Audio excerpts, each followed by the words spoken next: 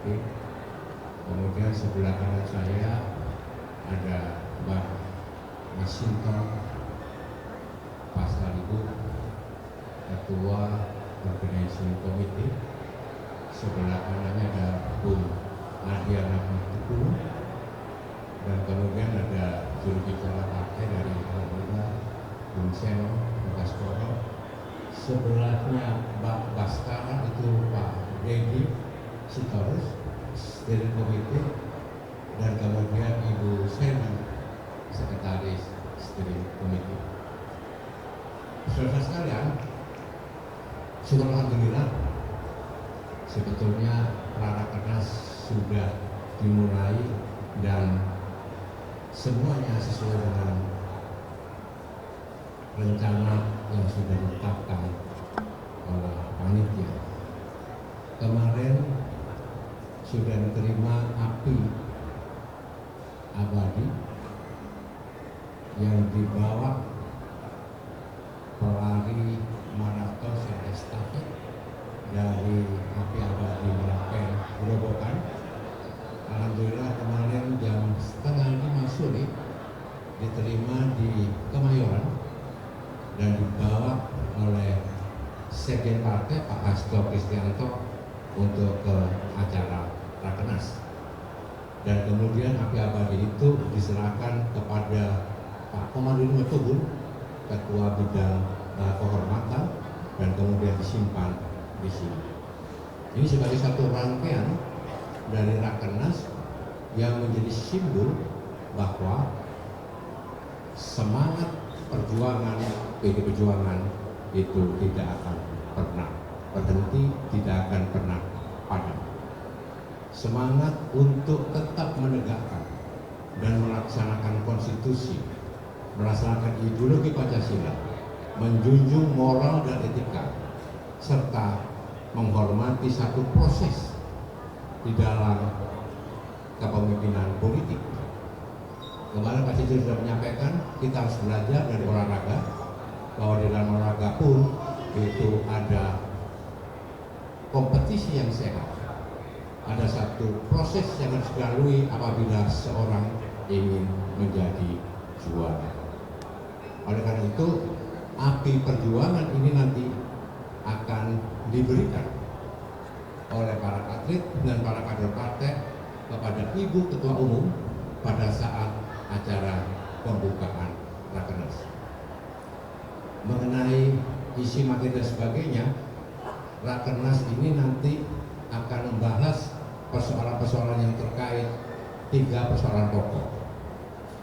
Yang pertama tentang sikap politik dari PD Perjuangan, baik secara internal maupun eksternal. Yang kedua tentang merumuskan program-program kerakyatan, karena PD Perjuangan itu sumbernya, akarnya adalah rakyat. Bagaimana partai bisa merumuskan program-program kerakyatan untuk bisa mengangkat harkat dan derajat ya, pada masyarakat, pada rakyat, utamanya tani, nelayan, buruh, pemuda, dan perempuan.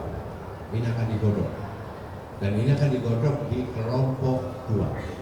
Yang tadi sikap politik dan posisi PD Perjuangan akan digodok di kelompok 1. Kemudian yang ketiga, kelompok 3 ini akan membahas tentang strategi pemenangan pemilu kada 2024 yang akan dibagi ke dalam 3 subkelompok. Subkelompok pertama akan diikuti oleh DPC-DPD yang perolehan suaranya lebih dari 20%. Artinya kelompok 1 itu diikuti oleh ketua sekretaris bendahara partai yang bisa mengajukan calon sendiri. Tetapi kita akan tetap bekerja sama dengan partai politik yang lain. Kemudian sub kelompok 3 itu ada sub kelompok 3 yang kelompok yang B.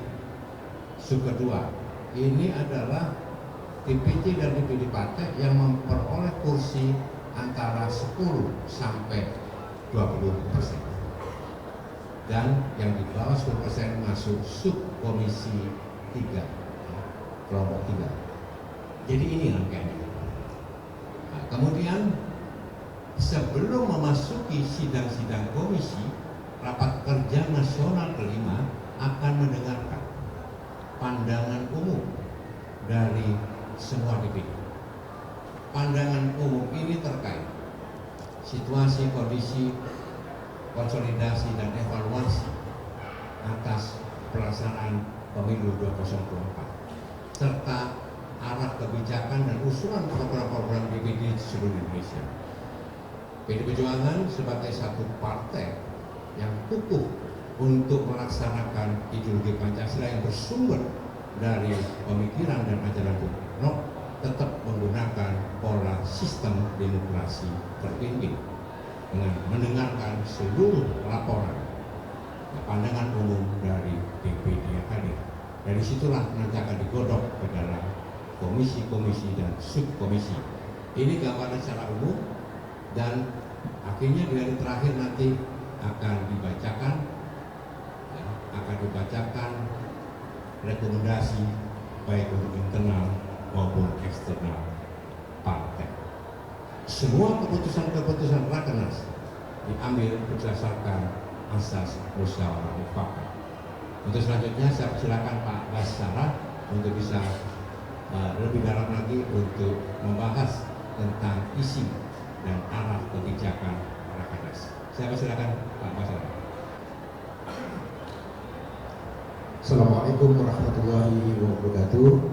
Selamat siang, salam damai sejahtera bagi kita semua. Shalom, Om Swastiastu, Namo Buddhaya, salam kebajikan, merdeka. Mas Jarod Saiful Hidayat, Ketua Steering Komite Rakernas yang saya hormati, di Masinton, Ketua Panitia, dan teman-teman, ada Bu Medi, Bu Seli, Bu Adian, dan Bu Seno. Teman-teman sekalian, sekali lagi kami mengucapkan terima kasih atas seluruh atensi, perhatian, dan dukungan teman-teman sekalian untuk meliput kegiatan nasional Partai Demokrasi Indonesia Perjuangan yang insya Allah dalam 4 jam ke depan, tepatnya pukul 14.00 24 Mei 2024, Ketua Umum PDI Perjuangan Ibu Profesor Dr. Honoris Causa Megawati Soekarno Putri akan secara resmi membuka rangkaian rapat kerja nasional kelima Partai Demokrasi Indonesia Perjuangan yang direncanakan akan berakhir pada tanggal 26 Mei yang akan datang.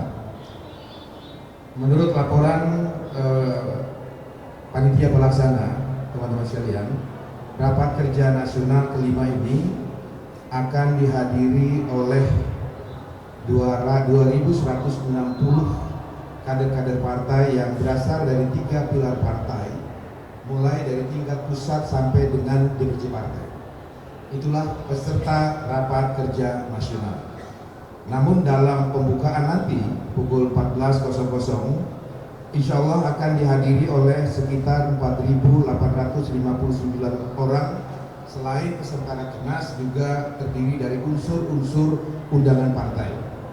Mereka terdiri dari pimpinan partai politik pendukung Ganjar Mahfud, kemudian menteri-menteri dari PDI Perjuangan, menteri-menteri sahabat, para senior partai, tokoh-tokoh nasional, relawan pendukung Ganjar Mahfud, para aktivis civil society, kemudian pejuang demokrasi, dan para cendekiawan. Itulah unsur-unsur undangan eksternal yang insya Allah nanti akan hadir bersama-sama di dalam pembukaan rapat kerja nasional. Melengkapi keterangan Ketua Steering Komite Mas Jarod Saiful Hidayat, ada 5 agenda yang akan dibahas, dirumuskan, dan diputuskan oleh Rakernas ini. Tadi sudah beliau sampaikan bahwa pertama kita akan melakukan evaluasi kinerja partai sejak pelaksanaan Kongres kelima PDI Perjuangan tahun 2019 lalu. Memang menurut ketentuan anggaran dasar dan anggaran rumah tangga kami, salah satu fungsi rapat kerja nasional ini adalah kami mengevaluasi perjalanan program-program partai, kinerja partai, capaian-capaian partai setiap setahun sekali dalam sebuah rapat kerja nasional. Jadi yang pertama adalah kita akan melakukan evaluasi kinerja partai berdasarkan yang lalu. Kemudian kita juga akan melakukan konsolidasi organisasi partai dengan mengembalikan siklus kongres kembali ke tahun 2025. Karena menurut jadwal kongres seharusnya dilaksanakan pada tahun 2019 ini. Tetapi karena agenda-agenda nasional lainnya, termasuk pelaksanaan Pilpres dan Pileg kemarin yang baru dilaksanakan, dan November nanti kita akan melaksanakan pilkada serentak, maka untuk kebutuhan konsolidasi dan pemantapan organisasi partai mensukseskan agenda-agenda nasional bangsa itu, maka kongres akan diputuskan dikembalikan dalam siklus 5 tahunan di 2025 yang akan datang. Dan instansi musyawarahnya itu dilakukan pada rapat kerja nasional pada kali ini. Yang ketiga, tadi sudah disinggung Mas Jarod, kita akan melakukan konsolidasi organisasi untuk pemantapan pilkada serentak tahun 2024. Saya kira tidak perlu saya ulangi lagi. Dan yang kelima, yang tidak kalah pentingnya adalah kongres ini akan memutuskan dan memantapkan serta menetapkan Rakernas 5, maksud saya, akan membahas, memantapkan dan kemudian memutuskan hal-hal yang menjadi sikap politik resmi Partai Demokrasi Indonesia Perjuangan. Baik sikap politik menyangkut kebijakan internal organisasi maupun sikap politik yang menyangkut sikap eksternal organisasi. Di antaranya kita akan bahas prediksi dan proyeksi pemerintahan nasional bangsa Indonesia 5 tahun ke depan, dikaitkan dengan situasi politik global, terjadinya perang antara Ukraina dan Rusia yang sampai sekarang belum selesai, kemudian Iran dengan Israel, konflik laut Cina Selatan, kemudian pemanasan global yang akan mempengaruhi peradaban kehidupan umat manusia di setiap muka bumi ini, lalu kemudian krisis moneter dan lain-lain. Kita akan bahas menjadi bagian-bagian pertimbangan kami yang tidak terpisahkan ketika kita akan merumuskan bagaimana sikap politik partai ini kepada situasi nasional dan internasional itu. 5 poin ini teman-teman sekalian nanti akan menjadi stressing, dan saya kira pada bagian kelima, perumusan pembahasan dan sikap politik ini akan menjadi perhatian teman-teman semua, karena ini menyangkut bagaimana sikap Partai Demokrasi Indonesia, sikap politik Partai Demokrasi Perjuangan selama 5 tahun ke depan. Saya kira demikian tambahan yang dapat saya sampaikan pada teman-teman sekalian. Saya kembalikan kepada Ketua Steering Committee. Terima kasih. Terima kasih Pak Dr. Ahmad Basara. Selanjutnya saya silakan Bung Masinton Pasaribu untuk bisa melaporkan. Pak Jarod. Assalamualaikum warahmatullahi wabarakatuh. Salam sejahtera untuk kita semua. Salam Pancasila. Merdeka. Merdeka. Merdeka. Terima kasih yang saya hormati Pak Ketua SI, Pak Jarod Saiful-Hidayat, Pak Ahmad Basara, Ketua DPP PDI Perjuangan, Bung Adiam, Bung Seno, Bung Seli, Pak Sekjen, dan juga Sekretaris OC, dan juga Bung Dedi. Terima kasih atas support dan perhatian dari teman-teman media dan pers sekalian. Rakernas ini tadi sudah disampaikan oleh DPP Partai dan juga Ketua SI. Pelaksanaannya dari tanggal 24 sampai 26 Mei 2024. Nah, seluruh rangkaian pelaksanaan acara ini, kegiatan ini nanti akan dibuka secara resmi oleh Ibu Ketua Umum, yaitu Haji Megawati Soekarno Putri pada jam 14 hingga jam 17 nanti. Kemudian estafet terus rapat internal. Kemudian di lantai 1, 2, dan 3 nanti ada juga stand dari badan dan sayap partai.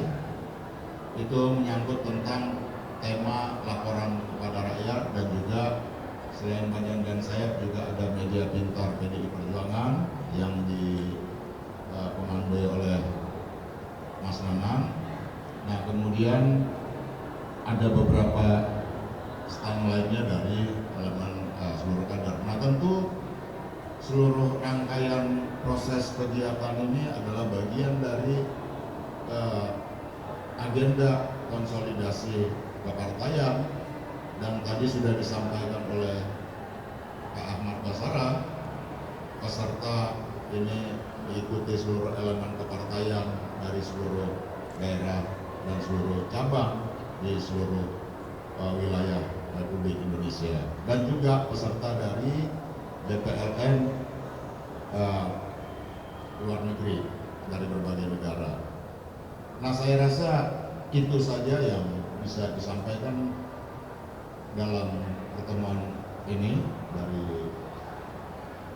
OC. Tentunya nanti jika ada teman-teman dari media perlu apa segala macam, nanti bisa diinformasikan kepada OC terkait hal-hal apa mengenai kegiatan teknis lapangan. Nanti juga jam sholat kita sudah siapkan tempat untuk melakukan sholat Jumat dan berikutnya seperti itu.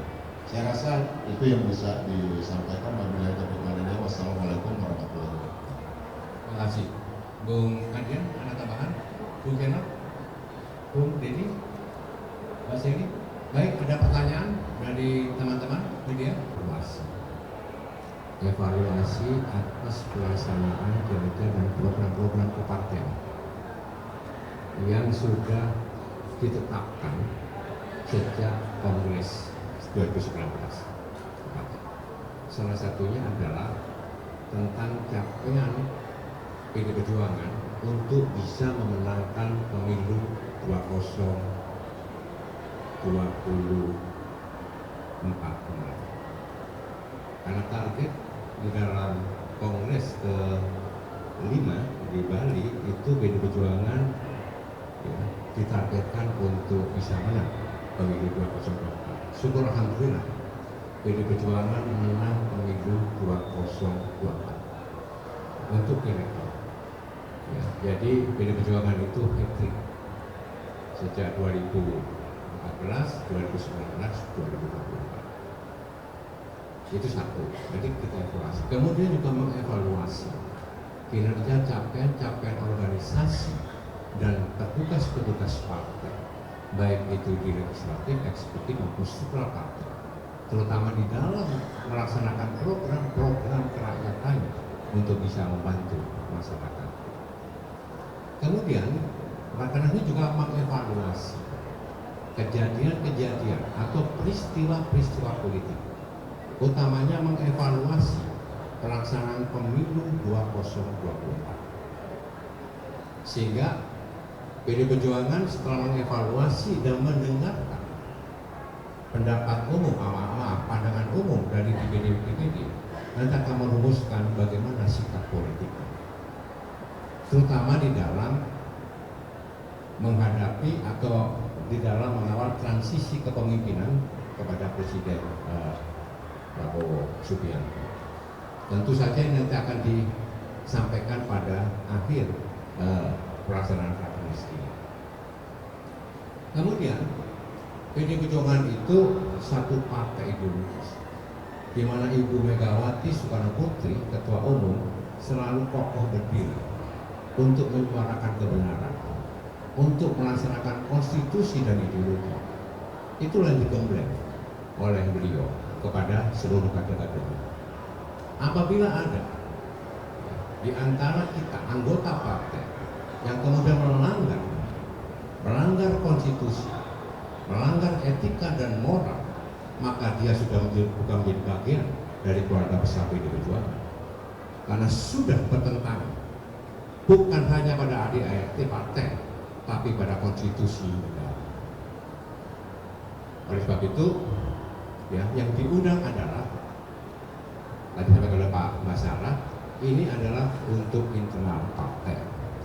Yang diundang adalah sahabat-sahabat, para cendekiawan, para akademisi, para civil society, budayawan, ya, masyarakat pro demokrasi yang betul-betul berjuang untuk menegakkan demokrasi yang jujur, adil, yang konstitusional, yang bermartabat. Tentang pilkada, Ibu Bapak sekalian, partai di dalam Rakernas akan merumuskan secara garis besar, ya, strategi pemenangan pemilu kada. Baik tadi saya sampaikan di dalam subkomisi kelompok 3 itu ada subkomisi kelompok 3 yang dimana diikuti oleh para DPD atau DPC yang perolehan suaranya lebih dari 20%, artinya dia bisa masuk sendiri. Tapi garis partai adalah tetap PDI Perjuangan menjalin hubungan kerjasama yang baik dengan partai-partai sesuai dengan kearifan lokal. Jadi sekali lagi, meskipun PDI Perjuangan bisa maju sendiri, tapi tetap kita menjalin hubungan yang baik dengan partai-partai dengan mengedepankan kearifan lokal.